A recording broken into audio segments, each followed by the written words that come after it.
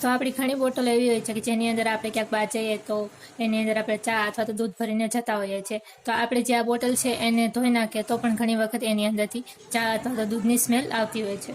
તો આ જે સ્મેલ છે એને દૂર કાઢવા માટે અને આની અંદરથી જે સ્મેલ હોય છે એને કાઢવા માટે આપણે શું કરવાનું છે, સૌથી પહેલાં આપણે કોઈ પણ જે છાપું હોય છે છાપું લઈ લેવાનું છે અને એનો એક ટુકડો આપણે આવી રીતે કાઢી લેવાનો છે. પછી આપણે જે આ ટુકડો છે એની ઉપર જે એલચી હોય છે એલચી લેવાની છે. આની અંદર મૂકીને આપણે જે કાગળ હોય છે એને આવી રીતે વાળી લેવાનું છે. પછી આ જે કાગળ હોય છે એને આપણે સળગાવી લેવાનું છે. આવી રીતે આપણે જે આ કાગળ છે એને સળગાવી લેવાનું છે અને સળગાવ્યા બાદ આપણે જે આ બોટલ હોય છે એની અંદર આ જે કાગળ હોય છે એને નાખી દેવાનું છે આવી રીતે. પછી આપણે જે આ કાગળ છે એની ઉપર આવી રીતે આપણે બોટલને ઘડીક વાર ઢાંકી દેવાની છે થોડી વાર. તો 5-10 મિનિટ પછી જો તમે જોશો તો આની અંદર એકદમ સરસ એલચીની સુગંધ આવશે અને એની અંદર જે પણ કંઈ ચાની અથવા તો દૂધની જે સ્મેલ રહી ગઈ હોય એ પણ નીકળી જશે. તો આ જે ટીપ છે તમારા માટે ખૂબ યુઝફુલ છે. જ્યારે પણ તમે બહાર કે બોટલ લઈ જાઓ ચા ભરેલી અને એની અંદર સ્મેલ રહી જાય તો તમે આવી રીતે જે સ્મેલ હોય છે એને કાઢી શકો છો. તો આ જે ટીપ છે તમને કેવી લાગી મને કોમેન્ટમાં જરૂરથી જણાવજો. તો આની પછીની ટીપ આપણે જોઈ લઈએ. નેક્સ્ટ ટીપ મારી બટેટા માટેની છે. તો આપણે જે બટેટા હોય છે એને લાંબો સમય સુધી આમ પડ્યા રહેવા દઈએ તો એ જે બટેટા છે એ ખરાબ થઈ જાય છે. તો આપણે શું કરવાનું, જ્યારે પણ આપણે વધારે બટેટા લાવીએ અને એને લાંબો સમય સુધી આપણે સ્ટોર કરવા હોય તો આપણે જે બટેટા હોય છે એની વચ્ચે વચ્ચે આપણે એક લીંબુ મૂકી દેવાનું. લીંબુ મૂકવાથી શું થશે કે તમારે જે બટેટા હોય છે લાંબો સમય સુધી ફ્રેશ રહેશે, બગડશે પણ નહીં અને તમે એને લાંબો સમય સુધી યુઝ પણ કરી શકો.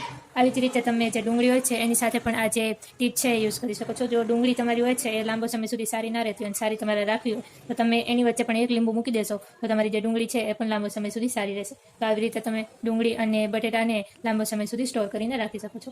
તો જ્યારે પણ વધારે તમે બટેટા લાવો ત્યારે આ જે ટીપ છે એનો યુઝ જરૂરથી કરજો. તો આની પછીની ટીપ આપણે જોઈ લઈએ. તો નેક્સ્ટ ટીપ મારી સિલિન્ડર માટેની છે. તો ઘણી વખત એવું થાય છે કે આપણો જે ગેસ હોય છે એ ધીમો જગતો હોય છે અને જે ગેસ હોય છે આપણો એ ધીમો જગે એના કારણે આપણો જે ગેસ હોય છે એ ખૂબ જ વેસ્ટ થતો હોય છે. તો આ જે આપણો ગેસ છે એ વેસ્ટ ન થાય એના માટે આપણે શું કરવાનું કે જ્યારે પણ આપણો ગેસ ધીમો જગતો હોય ત્યારે આપણે સિલિન્ડરનું જે રેગ્યુલેટર હોય છે એ કાઢી લેવાનું છે અને પછી રેગ્યુલેટર કાઢી લીધા પછી આપણે આ જે સિલિન્ડર હોય છે એની ઉપર દૂધ નાખી દેવાનું છે. એવું કરવાથી શું થશે કે તમારો જે ગેસ હોય છે એ ફરીથી સારી રીતે જગવા મળશે અને તમારો જે ગેસ હોય છે એનો વેસ્ટ પણ નહીં થાય. તો આ જે ટીપ છે તમને કેવી લાગી મને કોમેન્ટમાં જરૂરથી જણાવજો. પસંદ આવી હોય તો ચેનલને સબસ્ક્રાઈબ જરૂરથી કરતા જજો. તો આની પછીની ટીપ આપણે જોઈ લઈએ. તો સૌથી પહેલાં આપણે જે આપણું વેલણ હોય છે લઈ લેવાનું છે અને એની પછી આપણે જે આપણો વાસણ ધોવાનો કૂચો હોય છે એ લેવાનો છે અને પછી એને આપણે વેલણ સાથે આવી રીતે જોઈન્ટ કરી દેવાનો છે.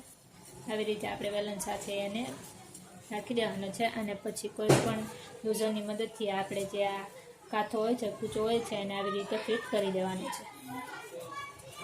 તો આ જે વેલણ છે એની અંદર મેં કૂચો બાંધીને શું કર્યું છે કે આપણે આને કઈ રીતે યુઝ કરી શકીએ. તો આપણા ઘરમાં જે પણ કંઈ નાના મોટાવાળી બોટલ હોય છે જેની અંદર આપણો હાથ નથી જતો અને આપણે એને અંદરથી સારી રીતે સાફ નથી કરી શકતા એના માટે આપણે આવી રીતે યુઝ વેલણનું કરી શકીએ છીએ. તો આવી રીતે આપણે વેલણની અંદર જે કૂચો હોય છે એને બાંધી દેવાનો છે અને પછી આપણે જે કૂચો હોય છે એને આવી રીતે બોટલની અંદર જવા દેવાનું છે. આવી રીતે જવા દઈને આપણે જે કૂચો હોય છે એની મદદથી અને વેલણની મદદથી જે બોટલ હોય છે એને સારી રીતે સાફ કરી શકીએ છીએ. તો જ્યારે પણ તમારે નાના મોટાવાળી બોટલને સાફ કરવી હોય ત્યારે તમે આવી રીતે સાફ કરી શકો છો.